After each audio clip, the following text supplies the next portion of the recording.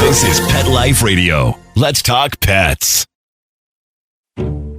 Cat lovers and feline friends, it's time for Adele Park's Quirky Cat Nips. Today on the Quirky Cat Nips Podcast, we're airing a chapter of Quirky Cat Gets Ghosted, which we will do until the entire audiobook has been broadcasted. We invite all you kitties to kick back now, relax, and enjoy Quirky Cat Gets Ghosted by Adele Park.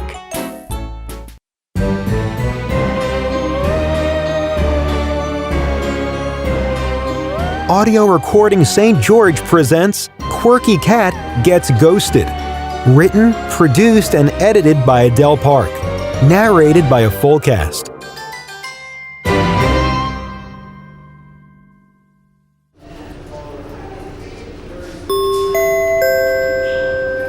A directive from Gertrude Fletcher, head of the Naval Utah Department of Motor Vehicles.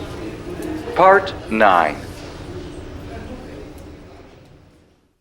Secrets everywhere lead to trouble and despair. I can't remember who told me that little rhyme when I was a child. I only know it's the truest thing I have ever heard. And yet, I find myself simmering in a stew of secrets, many of which I never cooked up myself. Boyd Fletcher was the apple of my eye. I married late in life, having been burdened with helping support family members. Papa was addicted to everything that would kill a normal person: alcohol, tobacco, and gambling. It was the latter that ultimately brought me to the gaming tables at Double Deuces in Las Vegas. Like Papa, Boyd was foolishly trying to win back squandered money. That's like trying to scoop milk back into the jug once it's been spilled on the counter. Double Deuces is owned by the same racketeers I worked for at the track in New Jersey. Any way these people could separate a patsy from their money was on the table, so to speak. Casinos, payday loans, dog tracks, horse tracks, sports betting, anything and everything. I worked at the track in New Jersey until I went off to college, returning there to work during the summers and on holidays. I possess two unique qualities. I observe everything, and I know how to keep my mouth shut. This is how one survives in a mob-owned business. I spotted dozens of inaccuracies occurring in the front office at the horse track. I quietly sorted through accounting errors, payroll mistakes, and other mismanagement practices. Even at 16, I took great pleasure in ironing out the wrinkles in the business, all the while knowing it was fueled by blood money. The company I worked for was under investigation by the federal government. I was interrogated on several occasions, especially as my office duties at the horse track expanded. Unnerved as I was, I held my ground, never lying, but never revealing more than I was asked about. My steely reserve didn't go unnoticed. In fact, it was these very encounters with the FBI which forever altered the course of my life. While these events were monumental on a personal level, I wasn't able to discuss them with anyone, including Boyd. It was painful not to share my past history with my husband. But in the end, it kept Boyd out of serious trouble. It may have even saved his life. Next! In case you haven't noticed, you've been ghosted. Chapter 9. Boyd Fletcher. The fog was a misty green. The temperatures were cool. It was too late in the year for this to be happening naturally. I couldn't smell her yet, but something was afoot all right. Miss Kitty had her back scrunched against the front door to the cabin. Every hair on her body stood straight up. When the scent of rotten meat assaulted my nostrils, I knew it wasn't Gertie. 'Twasn't my sweet grandmother Delphina, neither. No, this air pollution could only come from one source, Blue McKenna. Go away, I said. I don't have time for you. And that was the truth. I had to get up early in the morning to be at a Taste of Heaven bakery when they opened. Otherwise, all the cherry popovers would be gone, and I needed them. That boy from Las Vegas was coming over, and he was expecting a story. I've been dealing with scoundrels and thieves all my life. I know how things work. You gotta give something in order to get something. Telling this boy a ghost story was either plumb loco or pure genius. Brandon, his name is, showed up right on time with the cat. I don't like that striped tub of attitude they call Skitters, but Miss Kitty has taken a shine to him. If he doesn't visit on a regular basis, she takes off and won't come home till I get a call from Gecko's Gulch. Best to just let them get together. At least I know where my Miss Kitty is. The brown boy tagged along with Brandon. I guess he's a regular now. Good thing I got a dozen popovers. He packed away more of those treats than Brandon and me put together. You want to know about Juniper Hollow? I asked, settling into my favorite rocker. Brandon was sitting on the stoop while his friend licked up the remains of the popovers. No foolin'. This tiny pipsqueak could out-eat a desert warthog. Nothing good ever happens at Juniper Hollow, I said. Everything and everyone who associates with that place gets corrupted. It's pure evil, like the Devil's Triangle, except in this case, there's no ocean. You don't need all that water to make people disappear. They do it at Juniper Hollow with just that tiny pond. But it isn't only the water that's gone bad at Juniper Hollow. It's the whole wretched place. Nobody gets out alive. Not my wife, Gertrude, not my grandmother, and not your stepmama either. That perked up Brandon's antenna. When negotiating, it's good to keep a few cards close to your vest. Like this business about the ghosts, especially since they aren't permanent. In the days after my grandmother, Delphina, got swallowed up by the debauchery at Juniper Hollow, she appeared at my bedside. Scared the living daylights out of me. "Leave me alone. I don't believe in ghosts," I screamed. I was a young boy, panicked by what I had seen. "You're not real." I yelled that last line so many times I woke up the whole house, even rousting Daddy out of his drunken slumber. After that, I never saw Delphina again. With Gertie, it was different. I didn't know if the villains at Juniper Hollow killed her. I only know her spirit was still around. This time I didn't yell anything about not believing in ghosts. I missed Gertie too much to be afraid. My tank was so full of sadness, nothing could ever scare me again. Gertie hung around almost a year, fading and stinking a little less each time she visited. That's how I knew the foul odor floating up on my porch came from Blue McKenna. I never knew Blue very well. The only thing I'm certain of is that she didn't have to die. She's poking up daisies in the desert because she meddled in the chicanery at Juniper Hollow. Foolish girl kept investigating the wrong things, kicked the beehive and got swarmed. Blue was focusing on the past when she should have been looking into what was going on at Juniper Hollow right now. But that wasn't the story for tonight's telling.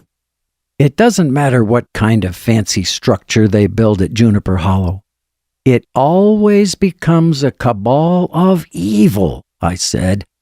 One depraved group replaces the other, but always involving polygamists from Zion Flats and their gangster friends. I settled in, shifting in the rocker to take the ache off my bum leg. The only reason the mob sold Juniper Hollow was because the cops finally had the place on their radar. I'd been hoping some Richie Rich from up north would come along and claim it for a summer property. I shouldn't have been surprised when it got lapped up by that slick-talking polygamist Jasper Stratton instead. Won't be long before he's cavorting with the crime syndicate out of Las Vegas, just like the rest of them. I know they're watching me, polygamists and mobsters alike. They've been after my family for years. First, they suckered my granddaddy into distilling their devil juice during Prohibition. They haven't let up since. Having a polygamist hold the title to Juniper Hollow is no better than the hooligans who stole it from my family. I've got news for the new owner, Jasper Stratton. I'm watching him back. So should you, I said, pointing my cane at Brandon. The boy nodded, already reeled in. We Fletchers have always been good at building things. It's owning them that's the problem, I said. Our family started the Mass Ascension and Trust Company right after Joseph Stratton settled Naval back in 1857. We built the trusses for almost every building in town. My granddaddy's house at Juniper Hollow was the finest in Pitt County, even nicer than the one Joseph Stratton had for his favorite wives. Then the Great Depression rolled in, dousing everyone's dreams like water on a bonfire. Granddaddy got in over his head, not collecting like he should have from customers at Mass Ascension, and building a mansion at the worst possible time. The mobsters preyed on him like a hungry hawk going after a field mouse. They swooped Granddaddy up and turned him into their meal ticket. Wasn't hard to figure out why. Juniper Hollow was the perfect place to distill their hooch. Prohibition was coming down hard on liquor companies, raiding them like they were killing babies. Juniper Hollow was a great little hidey hole. No one would ever suspect folks would be mixing up moonshine in a dry county plopped down in a state full of God-fearing Mormons. I spent my early years at Juniper Hollow, I continued. My mother died of cancer when I was just 5 years old. Father moved me and my 2 little sisters into Juniper Hollow to be raised by our grandmother, Delphina, while he helped Granddaddy on his way to an early grave. Granddaddy was a smart fella, but he had the curse of being in the wrong place at the wrong time. One morning, just as Prohibition was about to come to an end, the feds charged into Juniper Hollow, guns a-blazing. The spotter on top of Granite Ridge sent out the alarm, triggering a grisly shootout. There were bodies everywhere, including Granddaddy's. After the buzzards ate their bloody fill, the mob proclaimed victory. That should have been the last of this vile arrangement, but the Fletchers don't seem to know when to leave well enough alone. The boy knew this already, or could find out by asking just about anyone in Naval. I needed to toss him something he couldn't get anywhere else. Father never got over what happened, I said. We were forced to move into a small house in Naval. My grandmother, Delphina, was a Stratton by birth, and a close descendant of Joseph Stratton, the man who was prophet when I was a boy. Delphina stood up straight, proud in the light of the ruin all around her. Everyone in Naval thought the Fletchers were high and mighty because of Juniper Hollow. They were glad to see our whole clan take a tumble. The house in town wasn't half the size as Juniper Hollow. Delphina did her best to make things homey, up before the roosters to cook and clean. I got my own room on account of being the only male child, but we were still stacked right on top of each other. I went to work at Mass Ascension and Trust, dropping out of high school so I could take up the slack. Delphina, who once had people cleaning and cooking for her, now did her own chores, and then some. Still, Delphina found it in her heart to greet me at the door when I'd come home from a long day of breaking my back. She always said I was her godsend. Hang tight, kitties. We'll be back in a scratch. Holy hairballs, kitties! This isn't the only quirky thing prancing around the planet. Quirky Cat Goes Splat by Adele Park is an entire audiobook dedicated to quirky cat stuff. This is a story for people who appreciate a good cat tale. The rest of you can go stab yourselves with your stupid allergy pens. Quirky Cat Goes Splat. Get it today on audible.com. Let's talk pets Let's talk pets on Pet Life Radio. Pet Life Radio. PetLifeRadio.com.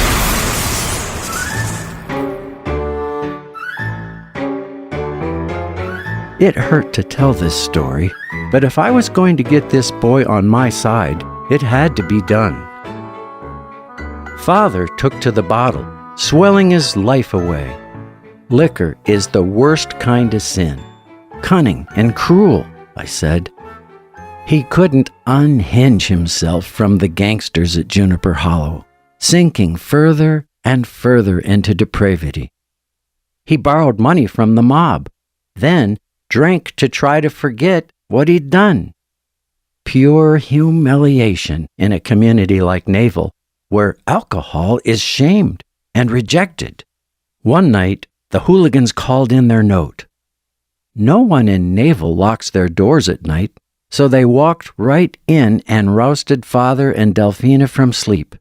My sisters were just wee ones at the time, crying and fussing as they roughhoused Father and Delphina, forcing them into their truck.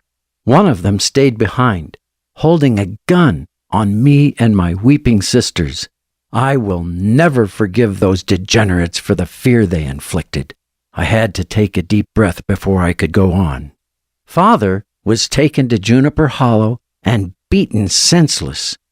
Liquor had turned Father into a liar, which meant no one believed his account of what happened. Father claims Delphina was able to make a run for it. They never found her body, even after I got the authorities from Naval involved. I knew I had a target on my head for calling the coppers, but by that time they already squeezed all the juice out of Father. We were left like discarded trash to spoil in the desert. I searched for Delphina long after the authorities in Naval gave up. Not that they really put much elbow grease into finding her. Delphina had Stratton blood in her heritage, but being associated with a family in cahoots with criminals erased her good standing. Unable to manage things at Mass Ascension and Trust, I took over for Father. The drinking got worse, till one day Father had a massive stroke, leaving him speechless and frozen on one side of his body. The church put Father up as a charity case where he withered like a grape on a vine until he died a few years later. I scrimped and scraped at the business for decades, never able to climb out of the hole my father and granddaddy threw our family in. Not having anything to offer, I didn't court any ladies, knowing I couldn't feed another mouth. I grew sour and resentful, working my fingers to the bone and never getting ahead. One day, I decided I was going to get back at the mob responsible for all this ruin. Ditching Sunday worship services, I began to hang around Double Deuces, the Las Vegas casino owned by the ruffians who ensnared my family into their bootleg booze operation. I tried to win back the money they stole, only to lose more. On one particular Sunday, I bet the farm, deciding to put it all on the line. Those mobsters have no heart, taking all I had plus my dignity. Defeated, I sat in my truck in the parking lot of Double Deuces, contemplating ways to kill myself. I didn't have a gun with me, although Why I drove all the way down there without one is a head-scratcher for sure. I didn't want to admit to the next part of the story, but it was something Brandon couldn't get from anyone else. I had to earn his trust.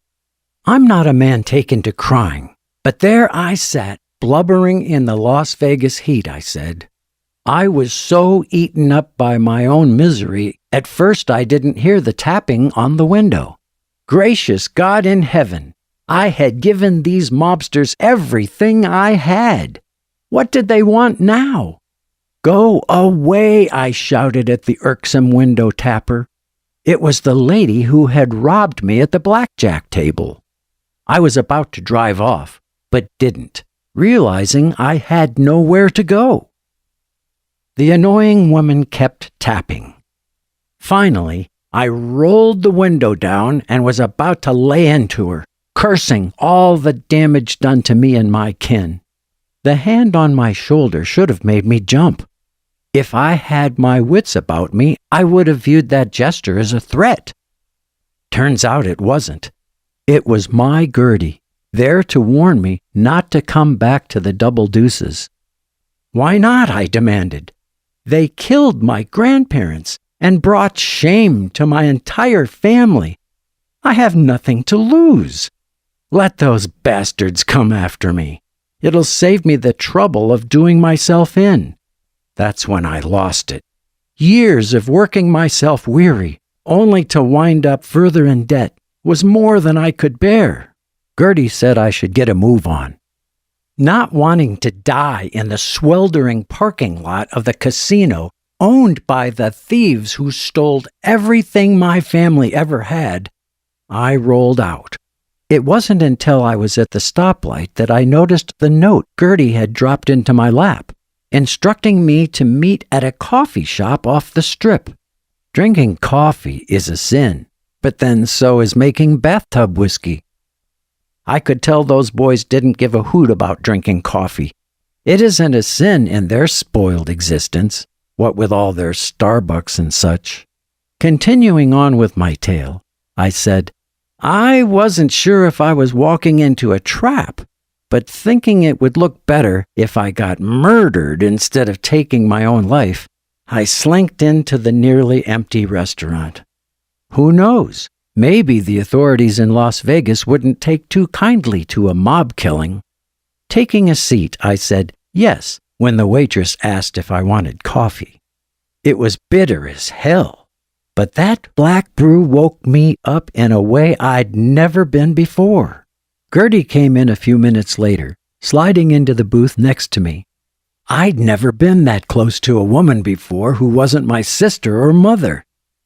I looked over at those boys, annoyed by the expressions on their teenage faces. I plowed on. Gertie was a pint-sized thing with not an ounce of fat on her. She wore her hair in a bureaucratic bun and peered out at the world through the thickest glasses. I thought she was beautiful. We talked for a long time. It was dark when I drove back to Naval. Everything was still as wrecked as before, but I had Gertie's phone number. I didn't want to seem too eager, but I just couldn't help calling Gertie every chance I could. You know how that goes, don't you, boys? Both of them nodded. Gertie seemed so worldly, yet mysterious. She never would let on about her family or the connection she had to the outlaws who owned double deuces. One thing was for sure. Gertie didn't trust these people and said I shouldn't either. We started meeting in Mesquite. Gertie's days off were Tuesdays and Wednesdays. I'd clock out early at Mass Ascension. That ship was going down with or without me. As you know, Mesquite is just a wide place in the road where they threw up a few casinos. Gertie never stayed at any of them. She'd get a room at the budget motel, and I'd pick her up. Sometimes we'd drive to St. George and have ourselves a nice meal. Other times, we'd take my truck out to Gold Butte for a picnic. We always had coffee. I didn't let on to these kids that the coffee excited me almost as much as Gertie. Although she never said why, Gertie wanted out of Las Vegas and away from double deuces. Eventually, Gertie quit her job at the casino. I was happy to make an honest woman of her. We got hitched in St. George to avoid getting a Nevada marriage license. Gertie even took on the last name of Fletcher, which kind of surprised me. But I suppose if you want to be anonymous in a small town like Naval, having the last name of Fletcher is one way to do it. There's almost as many Fletchers as there are Strattons. By the time Gertie had become my missus, Mass Ascension and Trust was heading straight for bankruptcy. I sold the house Delphina kept so clean and tidy and moved up to Granite Ridge. My sisters have a stake in the Ridge property, but everyone could see the writing on the wall. I was about to be homeless with a brand new wife. My brother-in-law stepped in and brokered a deal with some of the Stratton boys who had been chomping at the bit waiting for the business to fold. Handing over the keys to Mass Ascension and Trust felt like pulling a 6-inch splinter out of my hand. Pure relief, even though it left me all dug up. I could tell Brandon hadn't heard this part of the story. I went on. Gertie got herself a job at the DMV, tightening up that operation until it became the one government department that actually worked. I filed for disability on account of a bum leg I got when a truss fell off a crane back in my early years at Mass Ascension. Darn thing keeps me up at night. Anyway, between Gertie's job and my government dole, we were able to limp by. I never felt safe, though. I used my free time trying to root out the evil that was happening right below my property. After the feds rounded up a bunch of polygamists and one of the ringmasters from Las Vegas last summer, Jasper Stratton sprang onto the scene to snatch up Juniper Hollow for his own misdeeds. Brandon wanted to know how everyone kept getting away with so many crimes. Well, as you know from all your trespassing, there's only one road into Juniper Hollow, but there's 3 ways to get out, ideal for committing wrongdoings. During Prohibition, they always had a spotter on top of Granite Ridge. If anyone tried to come through the entrance of the property, they'd alert the people making moonshine in the catacombs. I know you boys want to explore the caverns underneath the ridge, but you should know, they zag in so many directions, even I could get lost in there. You saw the stakes Granddaddy pounded into one of the shafts that goes up to the top of the ridge? It takes a lot of nerve to climb it. The cops never wanted to mess with the catacombs. Maybe it's the bats. Maybe it's because it's easy to get turned around in there. Just a warning in case you're feeling foolish. The boys shot each other a knowing look. I saw last summer you found the second way out through Fletcher's sneak. Granddaddy called it his lucky break. It was like Mother Nature had carved out an escape route right through the basin of rock under Granite Ridge. Granddaddy hauled out a few boulders blocking portions of the sneak, which is a whole lot safer and faster than climbing up the ridge. If you boys get into trouble at Juniper Hollow, that's the best way to make a run for it. Don't tell me you aren't itching to see what these new racketeers are up to. I was just guessing at this. Either way, I was going to make sure they did. I don't know what kind of news organization hires a 16-year-old boy, but Brandon had landed himself a post at the Naval Weekly Banner. They have him on the circuit for every dog and pony show in town, but Brandon claims he's free to do side projects, whatever that means. How about a side of crime, city boy? It was time to deliver the goods. I said, there's no telling what the new scam is, but since we have polygamists running things at Juniper Hollow, you know for sure something isn't above board. It's just the way these polygamists work. Break every law they can without getting arrested, then line up for a government handout. Needing to put a little meat on the bone, I added, "How about this side slider, Brandon? Your stepmother is haunting Juniper Hollow, and my Gertie is helping her." I didn't know about the last part, just a niggling feeling. Brandon actually flinched when he heard this. Had he seen something? Or maybe he just smelt her. That woman stinks from here to hell and back. The time had come to show my cards.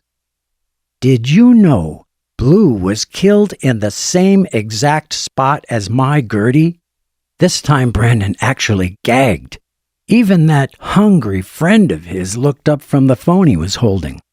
I could tell I had their attention. It's no coincidence both women were killed by hitting the same granite pillar on the bridge in front of Juniper Hollow. My granddaddy built those pillars with rock carved out of Granite Ridge. He wanted them to match the ones marking the entrance to Juniper Hollow. The ones for the drainage ditch were a bit too fancy for their purpose, but Granddaddy pulled out all the stops when it came to building his dream home. Your stepmother had a line on what was going down at Juniper Hollow, I said. As you know, she was fixing to write a book about that place. That's why they had to shut her up. The boy looked a bit weepy, which surprised me. You aren't going to let them get away with murder, are you, boy? What happens when cosmetics and polygamy collide? Find out in Quirky Killers by Adele Park. Take a trip to quirky polygamist country, where one of the local brides is just itching to get her husbands to heaven in a hurry. Quirky Killers. Get it today on audible.com. You'll die laughing. Let's Talk Pets, every week on demand, only on PetLifeRadio.com.